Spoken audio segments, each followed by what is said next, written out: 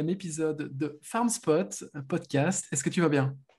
Je vais très bien, déjà presque un tiers du chemin. Super, je suis trop content. Je suis trop content. Je vais très bien. On voit demain des auditeurs normalement, parce qu'on enregistre ce podcast, cet épisode le jeudi. Et vendredi soir, on aura quelques auditeurs et je me réjouis de les rencontrer. On en a déjà rencontré quelques-uns et c'est toujours un bon moment. On en a rencontré un la semaine passée qui était assez déter et j'espère qu'on aura du même gabarit demain. Ouais, mais c'est sûr. Enfin, Covid oblige, on a décidé de partir en mode petit comité. Donc, on a juste posté sur nos réseaux. Suivez-nous sur Twitter, même LinkedIn. Enfin, LinkedIn, peut-être un peu moins, mais LinkedIn quand même, Insta, etc. Parce que c'est là où, en général, on go direct to the audience. Et putain, le franglais de malade. Et du coup, c'est là-dessus qu'on a communiqué cette idée de se rassembler sur un rooftop. En plus, je pense que c'est un rooftop pop-up, c'est ça, j'ai bien compris. Et donc, Je le crois, concept ouais. est pas Je crois, mal. ouais. Ouais, ouais, Je non, pense que ça, ça va être bien. ça peut être Ouais. très crypto-millionnaire, lol. Non, je rigole. Non, ça peut être vraiment bien. Et du coup, il y a quelques personnes qui nous ont contactés en DM en nous disant, ouais, on est chaud. Et du coup, c'est ces personnes-là qu'on va voir probablement. Donc voilà, mais on est limité à 6 personnes en tout. Peut-être un tout petit peu plus si on flirte avec les limites, mais voilà. Ok, d'accord. Ben, Tu voulais commencer par un truc? pour ce Vas-y, vas-y. 31e Je vais te épisode, lancer. je voulais commencer par juste un tweet que j'ai vu passer, qui a fait le buzz la semaine passée, et qui en dit long sur l'état actuel du no-code et de ce que tu peux faire aujourd'hui avec le no-code. Je suis sûr et certain que tu l'as vu passer, ça s'appelle Flexible. C'est un mec qui a créé avec son équipe une app sur Bubble qui génère 2 millions de dollars par an. Et c'est quoi tout simplement? C'est une solution pour trouver des freelances qui ont déjà été présélectionnés, pré-fit en gros pour ta boîte.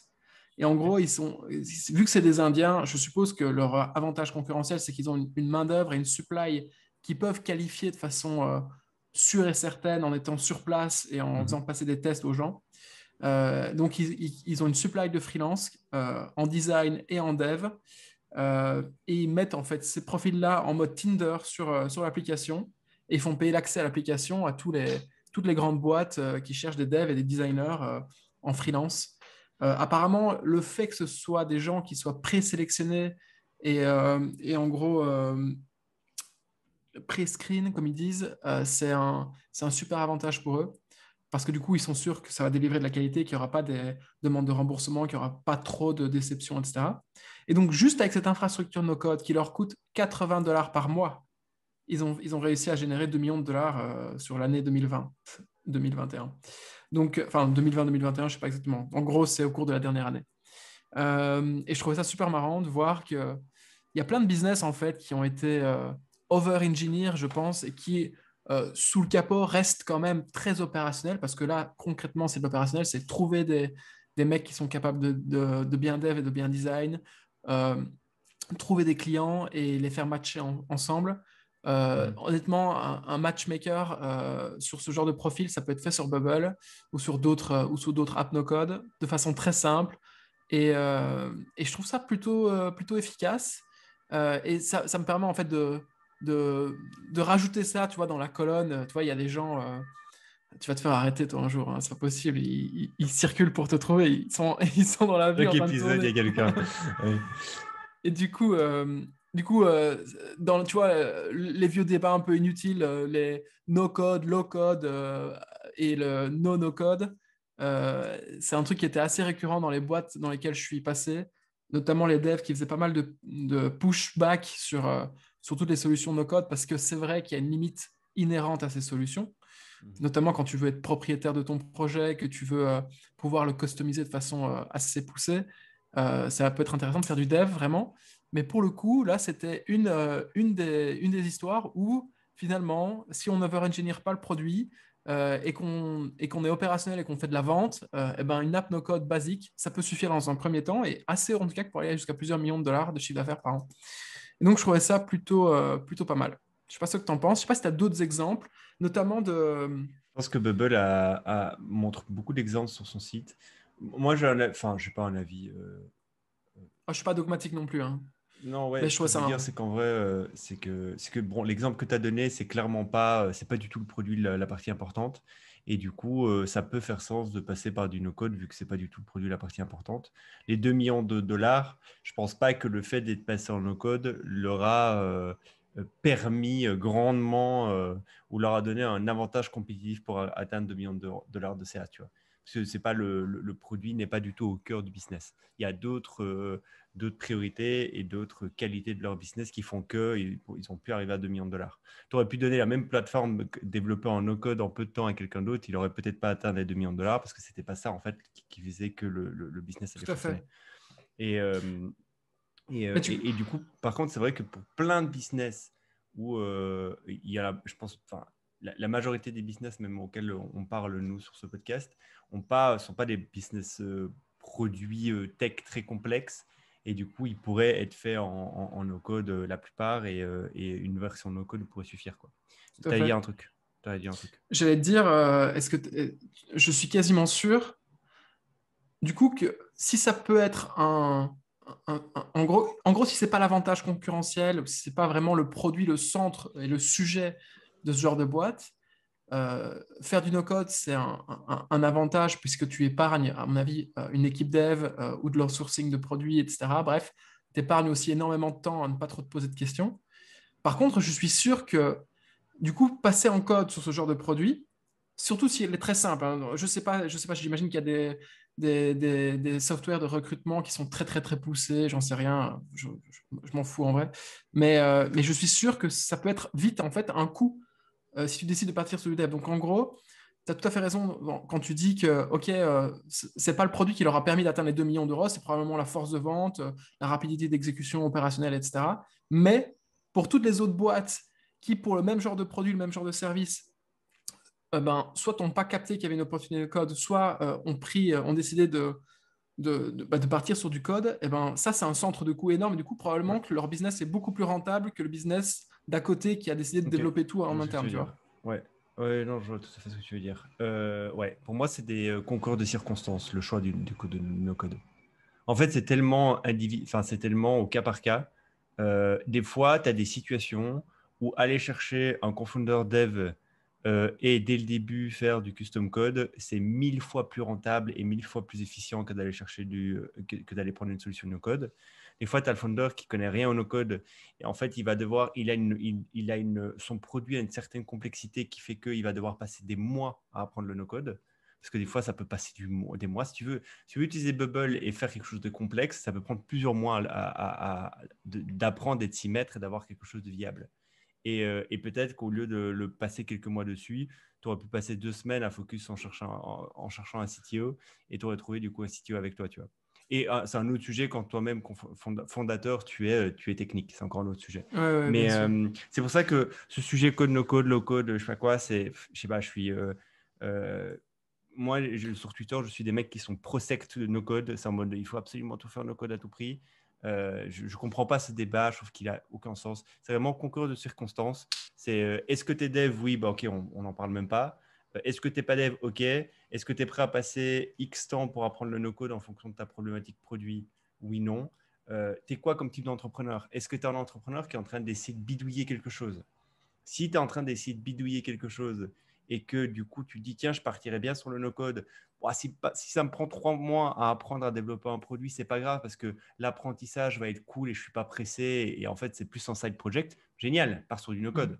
Par contre, si genre tu es hyper déter, tu as une obligation, tu as une pression d'aller vite sur le marché parce que tu sens que c'est quelque chose d'émergent, de la concurrence arrive, tu sais que ça va être capital intensive et ce genre de choses. Peut-être qu'au lieu de passer 3 mois à faire du no-code, il serait mieux que tu passes 2 semaines du matin au soir à chercher un développeur. Tu vois. Et tu iras beaucoup plus vite et ça sera plus efficient pour ta boîte. Donc, tu vois, c'est au cas par cas, quoi. Donc, j'ai pas d'avis spécifique. Par contre, des boîtes qui font des millions d'euros avec du no-code, il y en a plein. Ça, il y a pas de sujet. Et sur Bubble, je sais ils ont une espèce de Wall of Fame où ils Ouais. listent plein de boîtes cool qui font beaucoup d'argent et c'est plutôt cool, quoi. Ouais. Mais du coup, juste pour conclure sur ce sujet, je ne suis pas non plus dogmatique sur le no-code ou sur le code, low-code, patati patata. Par contre, je trouve ça intéressant ouais, de se poser la question a priori de ce que tu veux faire, pourquoi tu veux le faire, si tu veux aller vite, si tu veux juste tester une idée, etc. Je pense qu'il y a pas Mhm. mal de projets en interne dans des boîtes qui peuvent être lancés avec du no-code juste pour prouver enfin faire un proof Ouais, of concept, un POC. Et ensuite, pour terminer, comme tous les sujets comme ça où il y a des sectes qui se créent, il faut prendre un peu de recul et on se rend rapidement compte en fait que c'est du marketing. Et du coup, en fait, quand tu pushes, quand tu vas prier à l'église du no-code et que tu essayes de ramener tous tes copains avec toi et en faire des serviteurs de cette église, et ben en fait, c'est que peut-être que tu as un business où tu vends du no-code derrière. Et donc, c'est exactement comme pour les gens qui disent VC, no VC, etc. C'est le même sujet, c'est une façon de se marketer. Et je pense que si le tweet a buzzé comme ça, c'est parce que le mec, il s'est marketé comme étant une team maligne qui n'est pas tombé dans les impasses de ceux qui lèvent des fonds et qui en plus embauchent des tonnes de devs, qu'on ne sait pas sur quoi on va les faire bosser, mais ils sont là, tu vois. Je pense qu'il y a une grosse part de marketing là-dedans et c'est pour ça qu'il est arrivé dans mon Twitter, dans mon feed, parce qu'à mon avis, ils ont capté que j'avais une ouais, ça certaine a marché. orientation. Donc Je vois, ça voilà. a marché. Mais quand même 2 millions, tu vois, c'est pas mal en Non, vrai. non, c'est bien, c'est super. C'est pas, C'est c'est des pas ça. Indiens. Ouais, des Je, Indiens. je, Je t'enverrai le tweet. Avec plaisir. Je mets pas ça de. Alors, le marché indien, faudrait qu'on en parle un jour. Je suis tombé sur une chaîne YouTube que je suis en train de poncer. Et du coup, ça me fait des sujets pour le podcast, c'est ça qui est cool. C'est un Anglais qui vit en Inde et qui rencontre là-bas, parce que l'écosystème des boîtes indiennes, il est très, très particulier. Parce qu'ils n'ont pas, on a parlé de quelques boîtes qui sont en train d'avoir des croissances monstrueuses en Inde, parce que du coup, ils n'ont pas les mêmes problématiques, ils n'ont pas les mêmes démographies, c'est pas le même marché, la même maturité de marché, les mêmes besoins, les mêmes problèmes. Et du coup, ce mec-là interview des entrepreneurs indiens. C'est super intéressant. Tu as des business un peu. Genre, tu as un mec là qui est en train de créer une billion-dollar compagnie en vendant du ciment. Juste en vendant du ciment. En fait, il arrive à sourcer du ciment moins cher, à le shipper plus rapidement et il est en train de défoncer l'industrie du ciment en 2020. Et du coup, il t'explique tout, enfin, il te pitch tout le truc. Alors, je ne vais pas vous le faire ici, je vous le ferai dans un autre épisode. Je sélectionnerai un peu les meilleures boîtes, en tout cas, celles les modèles qui m'ont le plus intrigué. Mais c'est super intéressant le marché indien. Moi, Euh, j'ai vu plein de boîtes dans la livraison de lait qui sont sorties en Inde. Ouais, il y a tellement un boom démographique dans ces pays-là que, en fait, il y a un besoin incalculable de petits business qui étaient chez nous avant. Tu sais qu'avant, à l'époque de nos grands-parents, le laitier passait avec sa petite camionnette, déposait ouais. des bouteilles de lait Bah et alors il moi, allait les récupérer. Tu j'ai vois? grandi en Sicile et en Sicile, on avait ça, hein. En Sicile, on avait le camion tous les matins. On avait 3 camions qui passaient vers 8 heures du matin, 8-9 heures du matin. On avait 3 camions qui passaient. Tu avais les produits laitiers, donc ils faisaient que des produits laitiers, avec des œufs, tu sais, tous les trucs de la Mhm. ferme, quoi. Tu vois, il y avait du lait, Ouais. mais il y avait aussi d'autres trucs. Tu avais le boulanger qui passait. Donc, tu avais le pain, les pizzas salées pour le matin, les carrés de pizza siciliens pour le salé le matin, etc. Et tu avais, le poissonnier. Et le poissonnier, il passait 2 fois par semaine. Et donc, ouais, c'est drôle. On s'est dit nos On en revient à grands-parents, mais ça. je me On en souviens. revient à ça. C'est On en bien. revient à ça, plus efficace, plus rapide. Ouais. Euh, ok. Écoute, est-ce que tu veux que je te fasse découvrir un petit truc? Vas-y. Moi, j'ai un de nos viewers qui m'a envoyé un truc. En gros, il m'a dit, j'ai écouté votre podcast sur les cartes Pokémon, c'est un de nos premiers podcasts, et lui étant assez fan des cartes Pokémon, et aussi très débrouillard manuellement. Je crois que je te l'ai montré, je t'ai envoyé un screen, mais je t'ai pas montré plus que ça. Et très débrouillard manuellement, a décidé de faire des cartes Pokémon en bois. Je sais pas si tu te Ah souviens, oui. je te l'avais envoyé. Donc, en gros, ça ressemble à quoi? Tu peux aller voir. C'est mokuzan.art. Donc,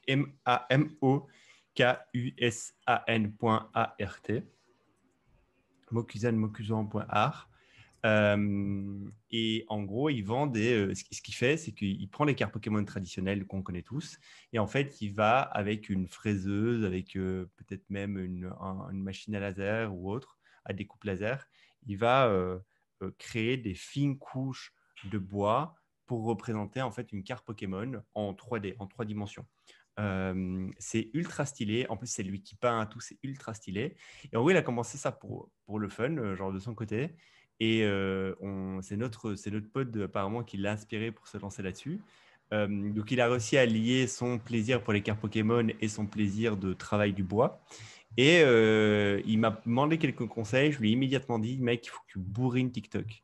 Ça, c'est du TikTok assuré. Ça, tu deviens viral sur TikTok, il n'y a même pas à chercher. Il faut juste faire du contenu, fais du contenu, fais du contenu. Filme-toi en train de faire. Du coup, il a pris son courage à deux mains et il s'est lancé sur TikTok. Donc, je vais te laisser aller voir son TikTok après si Je vais tu te veux. suivre. Je vais suivre. Son TikTok Mokuzan13 sur TikTok. Et là, il est en train d'avoir un carton. En gros, il y a quelques vidéos qui ont vraiment cartonné. Dans les premières vidéos, il y en avait une qui avait plutôt bien cartonné. Et là, la toute dernière qu'il a fait est en train de très, très bien cartonner. Et ce matin, il m'envoie un message pour me dire, mec, j'ai atteint les 1000 followers en quelques jours. Et ça n'arrête pas de monter. Depuis qu'il m'a envoyé son message, il a 1500 followers presque. Et ça monte, ça monte, ça monte, ça monte. Il les vend, ces cartes. Elles sont vendables. Elles sont achetables plutôt. Ça coûte une centaine d'euros, je pense. Je ne sais pas s'il a encore fait des ventes ou pas, mais en tout cas, je trouve ça trop kiffant. Des mecs comme lui sur Twitter, j'en ai plein. Enfin, des gens que je suis sur TikTok, pardon, j'en ai plein. Des petits artisans qui font des petits trucs, mais trop stylés, et qui montrent leur processus de fabrication. On avait parlé des bijoux en résine, des décos en résine, on avait parlé de plein de trucs. Et encore une fois, je suis jaloux parce que je dis, putain, qu'est-ce que j'aimerais avoir, faire un travail manuel et pouvoir le documenter sur TikTok. Je kifferais trop ça. Du coup, j'ai essayé de penser à des idées de trucs que je pourrais faire. J'en ai plein. Genre, j'en ai plein, plein, plein, plein, plein. Et si tu veux, vas-y, je t'en parle d'une. J'en Vas-y, ai une il y a deux j'allais te jours. demander. Tu sais qu'on aime beaucoup le stoïcisme. Enfin, on aime beaucoup. C'est quelque chose qui est assez naturellement sur lequel on s'est attardé à un moment donné. De par plein de Tim Ferriss a beaucoup véhiculé le stoïcisme, Ryan Holiday et autres. Et du coup, vu qu'on consommait ces contenus-là, et toi en plus tu aimes l'histoire, t'aimes tout ça, et donc, enfin, assez naturellement, tiens, on a lu beaucoup de documentation là-dessus. Et du coup, ce qui est intéressant, c'est que tu as beaucoup de business qui sont créés là-dessus. Tu as des groupes privés de gens qui veulent revenir à une philosophie de stoïque. Tu as aussi des objets de décoration. Tu as des gens qui ont créé des e-commerce autour du stoïcisme, des print on demand, donc des t-shirts avec des phrases de Sénèque, etc., etc., etc. Et moi, ce que je pensais, c'est qu'on a découvert un mec il y a quelques mois qui s'appelle Missor, qui fait des statues. Ça n'a rien à voir avec le stoïcisme pour le coup, mais bon, qui fait des statues de Nietzsche et de Napoléon. C'est plutôt, il essaie plutôt de représenter l'histoire à sa façon. Et je me suis dit, putain, il y a un truc qui est trop stylé, c'est que sur TikTok, il y a beaucoup de personnes qui cartonnent sur les bougies. En fait, elles font souvent des meufs, elles font des moules de bougies et dedans, bah, tu peux avoir, par exemple, des corps de femmes. Là, c'est un truc qui cartonne. Je crois que c'est parce que les moules sont disponibles sur AliExpress. Je ne sais même pas, mais je pense. Et en gros, c'est plein de meufs qui lancent leur marque de bougies. Et elles ont toutes plus ou moins les mêmes bougies. C'est quoi? C'est des bodies de femmes. Donc, c'est des corps de femmes plutôt sexy en bougie, tu vois. Et en fait, elles achètent les moules ou alors elles les font eux-mêmes et c'est des bodies de meufs, tu vois. Et je m'étais dit, putain, il faudrait avoir une marque de bougies de stoïque. Donc, ça veut dire quoi? Ce serait des marques de bougies, des bougies qui représentent les bustes des grands stoïques du passé, tu vois. Et donc, tu pourras avoir le buste de Marc Aurèle. Tu vois, ce serait trop stylé d'avoir une petite bougie noire et blanche, stylée, buste de Marc Aurèle, et avec une senteur spéciale qui fait rappeler la romantique, j'en sais rien. Et tu vends ça à des mecs focus sur le stoïcisme, sur l'histoire. Et c'est juste en fait une diversification de genre de choses que quelqu'un pourrait acheter. On pourrait acheter une statue de Mysore avec le buste de Napoléon et on pourrait en même temps le soir allumer une bougie à l'honneur de Marc Aurèle, tu vois. Donc voilà, juste, je m'étais dit, putain, ça serait stylé d'avoir une marque. Et j'achèterais, personnellement. Je pense que si je trouvais un e-commerce qui vendait, qui vend une petite bougie à 30-40 euros qui représente Marc Aurèle avec une senteur typique, et c'est certainement quelque chose que j'achèterais. Donc voilà, Bonne ça idée, c'est le genre j'adore. ça, c'est le genre de petit business euh, d'artisan que je trouve stylé. Et du coup, tu pourrais retaper en fait toute l'histoire. Parce qu'en fait, c'est des trucs qui s'achètent, enfin, qui s'achètent dans le sens. euh, je me souviens quand j'étais petit, il y avait, tu sais, les grandes collections de l'histoire où en gros, tu pouvais collectionner soit des fossiles de dinosaures, soit tu pouvais collectionner, tu sais, chaque semaine, tu allais acheter. Mais là, en gros, tu pourrais faire des collections de mini statuettes en bougie des grands empereurs ou des grands stoïques, etc. etc. Tu vois. Donc voilà, les grands philosophes, tu vois, tu peux avoir ta collection de philosophes et tous les mois, tu reçois des nouveaux philosophes. Enfin, tu vois, je- Mec, tu sais quoi, ça c'est typiquement le genre de business que je voudrais trop lancer aussi. Missor, je suis très jaloux parce que, alors eux, ils ont décidé d'y aller en mode artisanal. Donc ils font leur moule eux-mêmes. Je pense qu'ils ne le fabriquent pas eux-mêmes, mais c'est eux qui le créent. Puis ensuite, ils l'envoient, ils le reçoivent pour qu'il soit utilisable et pour qu'il puisse mouler correctement du plâtre, j'imagine, dedans. Je suis hyper jaloux parce que je trouve ça trop classe. Et que c'est typiquement le genre de business. Alors après, d'un point de vue logistique, c'est un peu chiant parce que, à mon avis, pas mal c'est assez fragile. Tu dois avoir pas mal de retours, etc. Mais les Missor, si je me rappelle bien, ils sont vendus plusieurs centaines d'euros, si je me trompe pas. Ouais, Et pour le moment, ils s'attaquent, vu qu'ils font eux-mêmes leur moule, eh ben, ils s'attaquent qu'aux deux grandes figures, donc comme tu l'as dit, Napoléon et Nietzsche. Mais des philosophes et des fans de philosophie, de catégories de philosophie, etc., il y en a pléthore. Et du coup, euh, il y a une super opportunité là. Alors, comme tu dis, soit les bougies, soit les petits bustes en plâtre, etc., ça peut être vraiment hyper, hyper stylé. Moi, je me verrais bien concrètement avoir une bougie, en effet, je sais pas moi, par exemple, je sais pas de quel philosophe qui est à la mode récemment, enfin, donc, excuse-moi, qui est plus à la mode du tout et qui est ancien et qui en fait, qui envoie un signal très intello quand les gens viennent chez toi, tu vois. Alors, je le ferai peut-être pas d'accord. rien que pour ça, tu vois, mais je me vois très bien avoir un Et tu bureau peux. avec un Ouais. buste pour mettre dans l'ambiance, etc. Je pense que ça, à 200%, en plus d'un point de vue targeting sur Facebook, etc., ça doit être très simple à faire, de trouver les gens qui sont potentiellement fans de Ouais. ça. Donc moi, ce que j'essaierais de faire, si je voulais scaler un truc comme ça, c'est de trouver un mec, probablement en Asie, alors c'est pas bien de dire ça, je sais, mais probablement en Asie, qui est chaud pour faire des plâtres, pour faire des moules Des moules, ouais. et qui a un prix, soit qui crée pour toi, soit qui t'envoie les moules et toi tu les moules toi-même chez toi, etc. Je trouve ça super bien. Et juste pour ajouter une idée dans la même veine que j'avais voulu faire à un moment, c'est de faire un calendrier Remember You're Going to Die. Et en gros, chaque année ou tous les mois, tu reçois un calendrier updaté des nombres de jours qui te restent à vivre dans ta vie. Et ça rejoint aussi totalement la mouvance du stoïcisme Mm. qui aime accentuer cette philosophie-là. Rappel Donc, de la mort, quoi. Ouais. ouais, De profite ta vie, one life, quoi. ouais. Imagine, parce qu'à un moment donné, j'ai un petit délire où je voulais collectionner des pièces romaines. Donc c'était deniers, non? Je pense que ouais, des deniers. C'est là, en français, on dit des deniers. Les pièces romaines étaient des deniers. Je voulais collectionner des deniers. Donc je m'étais intéressé au marché du denier, donc des pièces romaines anciennes, genre de choses. Mais maintenant, imagine, tu reçois un buste tu reçois une petite bougie 10 cm sur 20 cm. J'en ai une là. C'est comment que ça s'appelle? La marque française Baobab? Jolie Candle, Jolie Candle, Ah, je où tu brûles la bougie et où, en dessous, en fait, il y a un bijou. Maintenant, imagine, tu as un buste de Marc je Aurèle que tu connaissais pas ça. brûles. C'est une super boîte en France qui cartonne My Jolie Candle. Et du coup, il y en a 1 million de boîtes comme ça dans le monde. En gros, tu peux dire j'achète une bougie où dedans, je veux un collier. Tu sais pas c'est quoi le collier qu'il y aura dedans. Et une fois qu'il est vidé, tu as un petit sachet avec Putain, un. tu vois, ça, c'est l'avantage, hein. Et C'est imagine l'avantage quand tu as maintenant. une femme à la maison.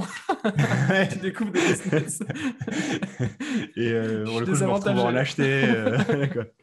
Et imagine la même chose où genre tu brûles Marc Aurèle et genre dedans, tu as un denier.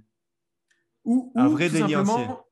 tout simplement une côte de Marc Aurèle en dessous, tu vois. Ouais, Trop tu bien. pourrais. Ou par exemple, le socle, genre, tu as un socle qui apparaît avec une quote et les socles, ils sont collectionnables, tu vois. Genre, Putain.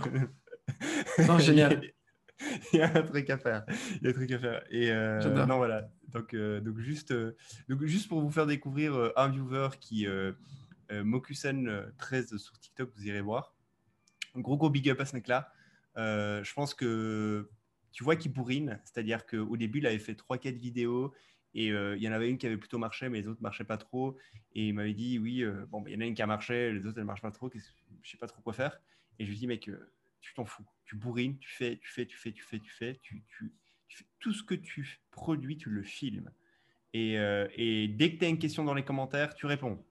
Et tu inondes de contenu. Et écoute, ces 5 derniers contenus, c'est 11 000 vues, 43 000 vues, 5 000 vues, 4 000 vues, 33 000 vues. Et donc, je pense qu'on est le 10 juin, à la fin de l'été, je le vois bien, un petit 30 000, 40 000 abonnés. Très bien. Je lui lance le challenge parce que je sais qu'il nous écoute. Voilà, tu as un challenge et si tu y arrives, j'en ferai un petit récap de ton business avec plus de détails. Bien. Très bien. Est-ce que tu veux que j'enchaîne quand même? Je sais que après, C'est c'est lié? encore un truc TikTok. Non, c'est un autre truc Vas-y. TikTok, mais je pense que tu peux aimer. C'est un truc sur les business un peu chelou, un peu dégueu. Pas dégueu, not safe for work, mais genre un peu chelou. Je sais pas pourquoi je dis dégueu, et enfin, si tu vas comprendre.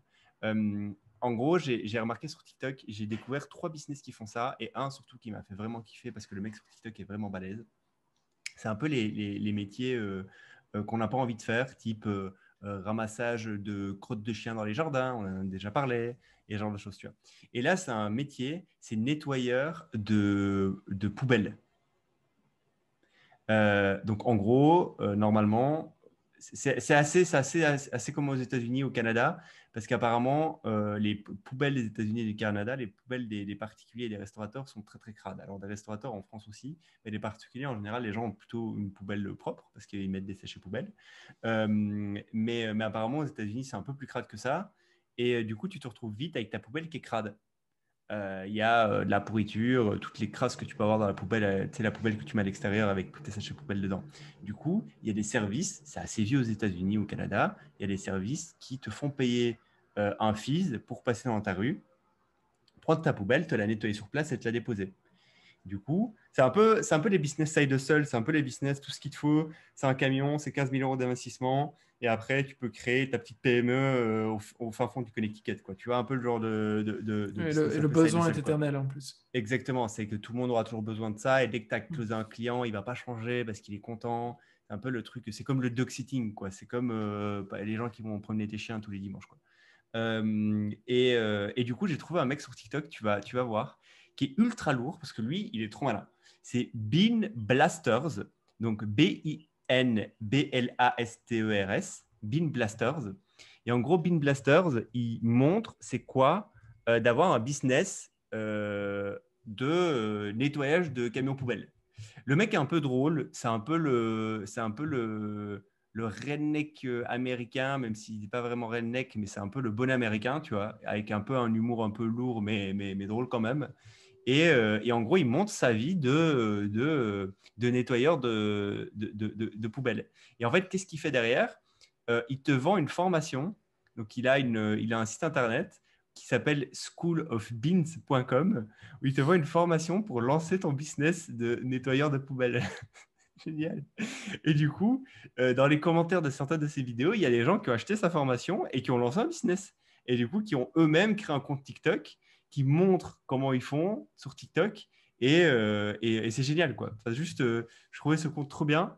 Et j'adore ces petits comptes où les mecs, ils montent leur vie de business, mais tu sais, de business un peu tradit, enfin, pas tradit, mais comment dire, des business comme tu as dit, impérissable, que personne n'a envie de faire, mais qu'il faut bien des gens pour le faire.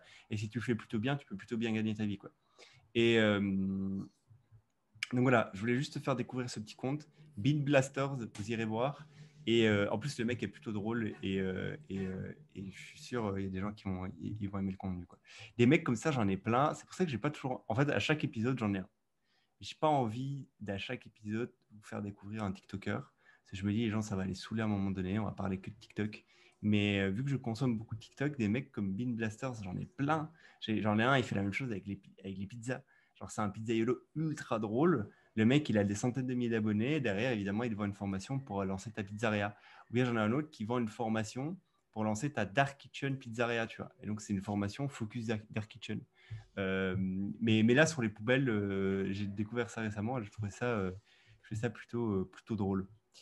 Génial parce Euh, que quand tu me l'as pitché, du coup, avant que tu aies terminé ton pitch, j'ai imaginé le scénario et moi je me disais, ok, d'accord, il y a un camion qui vient, qui récupère toutes les poubelles, qui les amène dans un centre et ensuite qui les redispatche chez tout le monde. Et en fait, pas du tout. T'as vu les vidéos C'est là? un Ouais, c'est type, ça. ouais, c'est un type qui vient et son camion, il y a directement tous les tuyaux Tout qui est dans sont le dessus. camion. Et ouais, Ouais, c'est ouais, ça. ouais. En fait, il prend ta poubelle, il la met dedans, bim bim, en 5 minutes, ta poubelle est nettoyée et il te la redépose. Et en gros, ils vendent des abonnements. Ils font tous. J'ai regardé plein de landing pages de bonnes PME américaines où ils sont 5-6 dans le truc. Ils ont 4-5 camions distribués dans le Connecticut et genre, ils ont un bon site bien catchy et ils font tous abonnements. Donc, je sais pas combien ça génère d'argent, ce genre de business, mais à mon avis, ça va être plutôt juteux. Euh, et, euh, et voilà quoi. Abonnement, tu as un mec qui passe une fois par semaine, il nettoie tes poubelles. Ok, super, Voilà. super intéressant. Enfin, oui, je vois ce que tu veux dire quand tu dis que c'est pas très clean comme business, dans le sens où notre Pas audience, à mon avis, sexy. elle est Pas sexy. majoritairement en tech, un petit peu side hustle, mais pas du side hustle où à mon avis, tu dois te pencher Salir les mains. Ouais, c'est ça. et te salir les mains. Mais intéressant, ouais, c'est intéressant. Et je me demande comment ça se passe finalement ici en France et en Belgique, etc. Je sais qu'il y a un service public qui ramasse les poubelles, Pour les mais nettoyer, je crois que tu dois nettoyer, tu nettoies ça de ton côté tout seul. Hein. ouais, ok, hyper intéressant. Il y a peut-être moyen de lancer la même chose ici, hein. Tu serais fan, toi? Si on avait des Non, opérationnels, tu moi, serais fan? non. Non, c'est trop de logistique. Désolé, j'ouvre la fenêtre parce que j'ai une abeille qui vient de rentrer chez moi, qui est juste au-dessus de ma tête. Tu me dis si ça a fait trop de bruit pour le pod. Non, je pense pas que je serais fan pour moi. Non, c'est trop. C'est trop. C'est trop. Après, ce Ok. serait drôle de faire ça comme expérience. Genre pendant un an, tu essaies de lancer un business comme ça et tu documentes tout. Tu sais, comme le mec fait sur TikTok, quoi. L'expérience de la documentation m'exciterait plus que le métier en lui-même. Tu vois, l'expérience de Alors, tous les jours avec mon téléphone, filmer tout le truc et tout, ça me ferait plus kiffer que de le faire, quoi. ouais, alors, tous les business opérationnels, on n'en parle pas assez, surtout dans le milieu de la tech, Paris intramuros, mais c'est hyper excitant. Je veux dire que en fait, tous les matins, tu te lèves et à la fin de la journée, il y a quelque chose qui s'est réellement passé. À la fin de la journée, tu vois, t'es fatigué, t'as des crampes aux muscles, t'as sué probablement, et ça, je trouve que c'est un truc qui manque. En tout cas, c'est un truc des fois qui me manque. À mon avis, c'est aussi ce que tu veux dire quand tu dis que des fois, tu as envie de faire un truc un peu plus manuel. Ce qui serait génial, c'est de faire un truc manuel, artistique, artisanal, et qui en plus gagne énormément d'argent. La probabilité de tomber sur le produit qui répond à tous ces critères-là est faible. Du coup, la plupart des gens tombent dans l'opérationnel brut et méchant. Mais cet opérationnel brut et méchant, c'est comme être entrepreneur de jardin. Tu vois, j'en vois aussi tout le temps sur TikTok des mecs qui sont entrepreneurs de jardin. Ils arrivent avec leur tondeuse sur leurs bras parce ils ont des biscottos d'Arnold Schwarzenegger et tu les vois, ils taillent à une haie en même temps de tondre la pelouse, tu vois. T'as la petite mamie qui débourse parce qu'elle s'en fiche, tu vois. Elle, ce qui lui importe, c'est que sa pelouse soit faite toutes les semaines, tu vois. Donc, très intéressant. Mais une fois de plus, ouais, pas not for me. Et tu vois, moi, par exemple, je regarde beaucoup de. Et ça, je kifferais. C'est quand je regarde beaucoup de chaînes YouTube de un jour dans un métier. Je sais pas si tu vois ce que c'est. C'est genre. Là, récemment, j'ai regardé un jour dans le métier de maçon. Et genre, en gros, c'est un mec qui débarque sur un chantier et du matin au soir, il fait le métier de maçon. Ou un jour dans le métier de pêcheur marin. Et genre, il débarque à 4 heures du mat, il monte sur un bateau et il part toute la matinée faire de pêcher avec les marins, quoi. Tu vois. Et je regarde du contenu comme ça. Et un jour, tu vois, dans mes folies, de me dire, tiens, si un jour j'étais youtubeur et je devais avoir une chaîne YouTube, qu'est-ce que je ferais? Ça, ce serait du contenu qui me ferait kiffer. Genre, un jour dans la vie d'un métier, et genre, tu tapes 50 métiers sur l'année et tu as vécu des trucs, quoi. Tu as vécu des trucs de ouf, tu as rencontré des gens qui sont sur le terrain, qui font des trucs de ouf, qui, comme tu le dis, se crèvent, quoi. Ils ont vraiment mal à la fin de la journée. Et, euh, et, euh, et tu rencontres, enfin, tu te rends compte au final, c'est quoi de vraiment travailler dans ces tafs-là qu'on sous-estime, enfin, pas qu'on sous-estime, mais qu'on ne met pas assez en avant. Et en plus de ça, tu rencontres des gens fabuleux, quoi. Et derrière, tu peux vendre une formation d'orientation professionnelle pour les jeunes qui veulent se En lancer. plus, pensons toujours business, pensons toujours cash. Que faire après? On fait ça. Ouais, après, le truc assez. Enfin, je pense que du sponsoring, à un moment donné, tu vas avoir une boîte qui va te dire ouais, on aimerait bien que tu viennes chez nous faire, je sais pas moi, tu as une grosse boîte de construction qui dit on essaie de recruter, pas chez nous, faire une journée et en fait, on te paye pour faire le sponsoring de notre prochaine sélection de recrutement de je sais pas quoi. Ouais, On voit bien le truc, quoi. Mais, classique.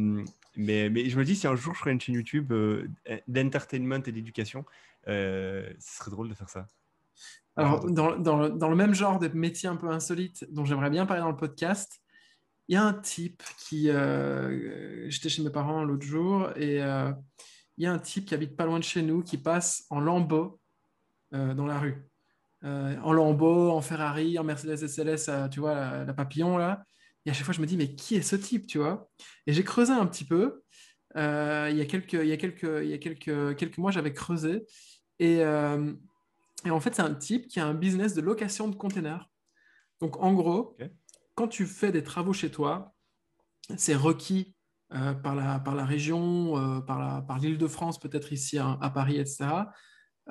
C'est que tu es obligé d'avoir un container pour pouvoir tout simplement être sûr que tes crasses soient mises dans un container, puis le container, il est obligé d'aller dans une décharge et de trier les crasses. Ok. Je Et savais pas. donc, il y a énormément de gens qui louent des containers à la journée, à la semaine, au mois. Et notamment, la plupart des gens qui louent ça, c'est des business en fait. À quoi ça sert d'acheter un container 25 000 ou même 10 000 balles si tu peux en louer un et que de toute façon tu le factures à ton client derrière, tu vois? Et donc, ce type-là, il a un business, il a des centaines de containers qu'il loue partout en Belgique. Et ça a l'air de fonctionner du tonnerre. Honnêtement, le mec, il crache, il crache. Et c'est super intéressant. Et d'autres aspects de son métier dont je te parlerai en privé. Voilà. Euh, On en parlera après. On en parlera Mais c'est après. super intéressant. Tu veux que j'enchaîne Vas-y. sur un truc? Ouais, parle-moi d'un petit truc, vas-y. Alors, c'est pas un petit truc. Ah, Alors, on en parlait justement des métiers des métiers un petit peu galères, des métiers opérationnels, etc. Et j'ai trouvé sur la liste des boîtes de YC, il y a une boîte qui était vraiment en mode UFO, OVNI. Je me disais, mais qu'est-ce que cette boîte fout chez YC? Je ne comprends pas. C'est pas clair. Cette boîte s'appelle Grease Boss. Et du coup, j'ai ajouté les mecs sur LinkedIn, sur Twitter, et comment j'ai essayé t'écris de leur ça? parler. Grease comme la Grèce en anglais et Boss comme Ouais. boss. Ok. Et donc, j'ai ajouté ces mecs-là sur LinkedIn et j'ai parlé avec le CEO et je lui ai posé plein de questions. C'est Ok. greaseboss.io. Ok. Et en fait, c'est un business de malade. Il faut savoir que ça, c'est le contexte que je donne un peu. Quand tu as une usine, quand tu as une mine, quand tu as une carrière et que tu exploites et qu'il y a énormément d'apports en automatisation mécanique, etc., euh, le gros risque, en fait, c'est que tu te retrouves avec de la main-d'œuvre sur place qui ne sait pas travailler parce qu'il y a une merde de maintenance. Par Ouais. exemple, il y a un point d'huile qui n'avait pas été correctement lubrifié, la machine s'arrête, elle ne fonctionne pas, il faut 3 jours pour la réparer, trouver le problème, etc. Du coup, en fait, ce type-là, il s'est dit, OK, là, il y a un problème. Il y a des énormes chaînes de production où on ne sait pas toujours en temps réel quel est le niveau de lubrifiant qu'il y a à chaque étape de la chaîne. Et du coup, il s'est Ok. dit, on va faire de l'IoT, on va mettre des petits devices partout, on va mesurer, et nous, on va vendre un software de maintenance qui va permettre aux gars qui font la maintenance en interne de savoir en temps réel quel est le niveau d'huile à chaque étape de la production pour éviter typiquement de se retrouver coincé avec des gens qui ne savent pas travailler parce que la chaîne n'avance plus, elle s'est arrêtée telle qu'elle. C'est le pire cauchemar d'un industriel. Autre pire cauchemar industriel, et ça c'est une petite parenthèse, j'ai déjà parlé d'un pote qui fait des macarons, etc. Là, il en produit 200 000 enfin, des centaines de milliers par jour. Et ben, il s'est rendu compte que son stock d'approvisionnement en sucre était tombé à court et il avait 48 heures de production prévues sur sa ligne de production et des mecs, il y avait une centaine de personnes qui étaient dans l'usine et qui travaillaient. Et donc, si on n'apportait pas le sucre qui était l'espèce d'ingrédient nécessaire à la création du macaron, et ben, tout allait s'arrêter. Et du coup, il allait payer des gens, ne pas faire tourner ses machines en continu. Ça allait lui coûter une fortune. Et du coup, en fait, c'est à ce moment-là que je me suis dit, oh putain, ça peut être intéressant de proposer un service d'assurance pour ces boîtes-là qui, inévitablement, un jour ou l'autre, se retrouvent Part. sans l'ingrédient nécessaire. Et du coup, en fait, tu passes par Specil.fr, tu prends des entrepôts partout en France, à côté des grandes industrielles, et tu leur marketes ton idée, tu leur dis, écoutez les gars, pour 500 euros par mois, plus X% de commission sur toutes les marchandises que dont vous auriez besoin, que nous, on garde à notre disposition, eh ben, on vous assure qu'en 1 heure, vous êtes livré, peu importe ce que vous voulez. Tu peux faire ça aussi pour les chantiers. On a vu plein de boîtes Ah qui font ouais, ça pour les ça, on chantiers. avait vu pour les boîtes, ouais. Tu avais du last minute delivery pour les chantiers parce qu'apparemment, ils ont souvent des merdes, les chantiers. Ils ont souvent le matin, 11h30, ils se rendent compte qu'ils n'avaient pas assez de matos pour un truc. Et du coup, ils viennent et ils te livrent. Ouais. Du coup, en fait, tu peux faire ça un peu pour tout et créer une assurance assez maligne. Bon, bref, eux, leur idée, et du coup, j'ai parlé avec le mec, il est super sympa, c'est 3 Australiens. Lui, il s'appelle Steve Barnett et il a fondé ça avec 2 autres mecs dont je ne connais pas les noms, qui bossent tous les trois dans l'industrie depuis 20 ans. Et ils ont tous les trois décidé de bosser ensemble sur cette idée-là. Et ils racontent en gros que au début, ils payaient tous leurs frais de boîte avec leur carte de crédit, l'histoire classique de l'américain slash l'occidental qui se lance. Et du coup, ils disaient, entre chaque usine qu'on allait visiter, eh ben, on dormait en camping tu vois, qu'ils avaient leur 4x4 avec des tentes sur les toits, etc. Ils s'arrêtaient dans le bush, dans le bush australien pour camper. Et puis le lendemain, ils allaient au truc, etc. Enfin, c'est hyper intéressant. Aujourd'hui, ils ont une dizaine de clients, une dizaine d'installations de matériel. Donc, c'est pas grand-chose. Mais il ne m'a pas dit le prix. Le prix n'est pas indiqué, mais ça doit coûter une fortune parce que tu dois du coup installer l'IoT. Et puis ensuite, tu vends le software qui va avec. Et leurs principaux clients, c'est des mines, des carrières. Il a les 2 plus grosses mines du monde qui sont clientes, la plus grande carrière du monde qui est cliente, et puis ensuite quelques industries disperses et variées. Ils ont été pris chez YC parce que leur objectif, c'est de créer, et là je trouve la tagline énorme, l'Apple de la maintenance. En gros, il veut créer une expérience Apple de la maintenance en entreprise, enfin en industrie. Et, je trouvais ça vraiment, vraiment pas mal. Je regarde si j'ai tout dit. Il dit que ça va être une billion-dollar compagnie et que c'est pour ça aussi qu'il est allé chez YC, parce que du coup, YC peut leur permettre d'avoir l'approche software du monde plutôt que d'y aller en mode, tu vois, la plupart de leurs concurrents, c'est des mecs qui sont là depuis 50, 100 ans et qui utilisent l'IoT pour vendre des services de conseil derrière sur les entreprises. Et si jamais tu ne prends pas les services de conseil, quelque part, en fait, tu n'es pas sûr d'être aidé si jamais l'IoT commence à foirer, tu vois. Donc, en gros, c'est un espèce de legacy business horrible qui est basé sur une approche clientéliste du monde et pas une approche plus en fait software, quoi. Et je trouve ça génial. Ça change en J'ai pas fait. trouvé, par contre, j'ai pas trouvé le site. Il faudrait vraiment que tu me Griseboss.co.io, pardon. tu peux me les plaît? GR Grasebooss. E-A-S-E. Ah, ok, ok, ok. BOSS. Ouais, .io. .io. Ok, c'est bon, je l'ai. Putain, ouais. Ok, lubrifie les machines. Ok. Enfin, ils te Non, disent si la machine est ouais, bien lubrifiée. Ouais, ok. exact. Et Ok, c'est une ok, industrie. En ok. fait, c'est le genre de service qui coûte facilement des millions, comme je l'ai dit, si jamais tu n'es pas réactif en cas de problème. Et inévitablement, il y a des problèmes. Et du coup, l'objectif de Griseboss, c'est d'avoir le plus de points de data pour connaître les niveaux de lubrifiant restants dans chaque étape de production. En fait, tu vois, ce qui m'intéresse là-dedans, c'est que j'ai l'impression que des fois, je sais bien que c'est un peu du bitching ce que je fais, tu vois, mais j'ai l'impression que des fois, on a tendance à regarder que des business qui sont dans l'expectative, c'est-à-dire un jour, il y aura ça qui arrivera Ouais. peut-être, et du coup, on crée cet énorme empire avant qu'il y en ait vraiment besoin pour aider des gens qui en ont peut-être pas besoin, mais un jour, ils en auront besoin, tu vois.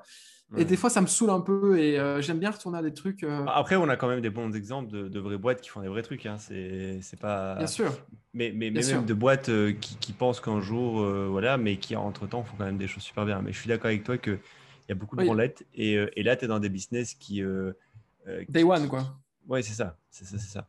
Et ça, on aime bien. Je sais bien qu'on aime bien parce que ça se confronte au réel. Par contre, c'est.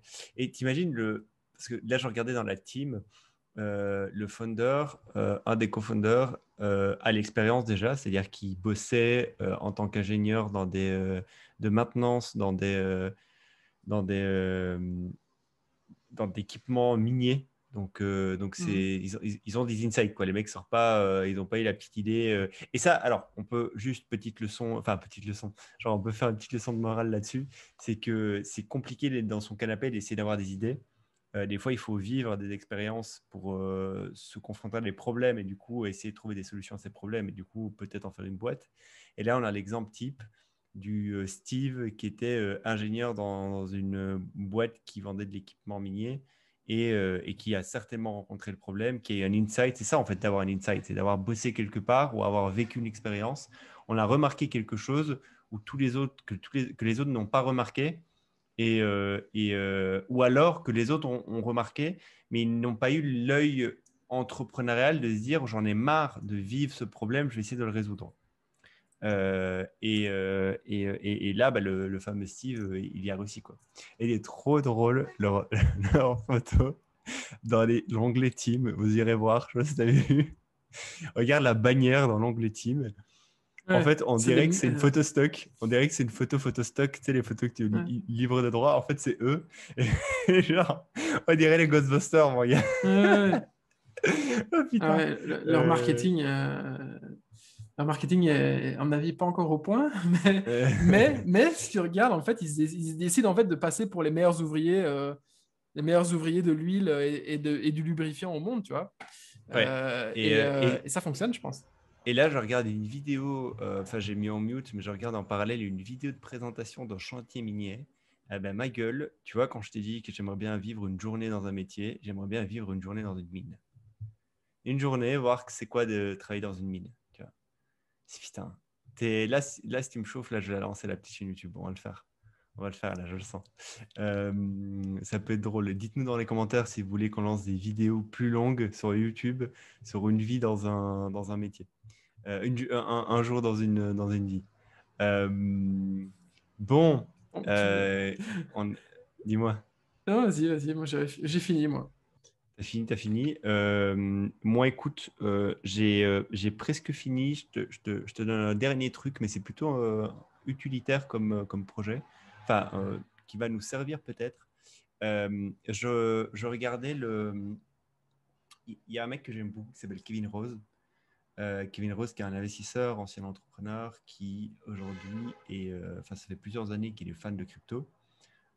Et aujourd'hui, il a un podcast qui s'appelle Modern Finance, qui est un podcast focus sur la crypto, qui est vraiment cool. C'est un des meilleurs podcasts de découverte crypto que j'ai découvert depuis peu. Ce qui est cool, c'est qu'en fait, il n'est pas trop dans l'expertise. Il a toujours un guest et il introduit bien les choses. Il vulgarise des fois des mots. C'est plutôt pour les adeptes qui essaient de rentrer dans le monde crypto, c'est plutôt un bon truc.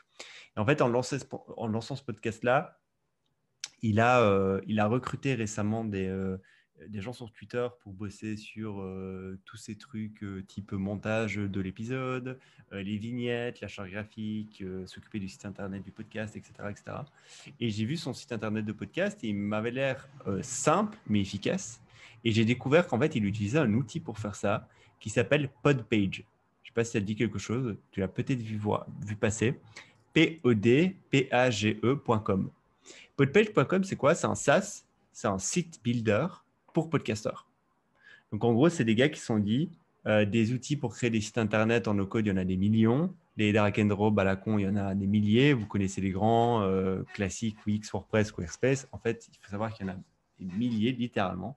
Vous allez sur Google, Website Builder, drag and drop, et vous Hmm. allez voir qu'il y a chier d'outils. Enfin, il y en a plein. Et en fait, eux, ils se sont dit, on va focaliser sur une verticale qui sont les podcasteurs. Donc, en gros, on va intégrer des fonctionnalités qui sont faites pour les podcasteurs, type un flux RSS, type un bouton follow, que quand tu appuies dessus, ça automatiquement follow sur Apple Podcasts, sur Spotify et sur Twitter. Tu vois. Voilà, quelques fonctionnalités focus. Tu peux intégrer, si par exemple, très souvent, tu as une newsletter qui est liée à ton podcast, bah, tu peux intégrer du coup un système de newsletter. Tu peux faire plein de choses directement sur cet outil-là. Donc, je voulais juste te parler de l'outil parce qu'en gros, c'est un mec c'est son side hustle. C'est un mec qui bosse comme employé dans une boîte. Ça, c'est un peu son tool à côté où il essaie de générer du side income.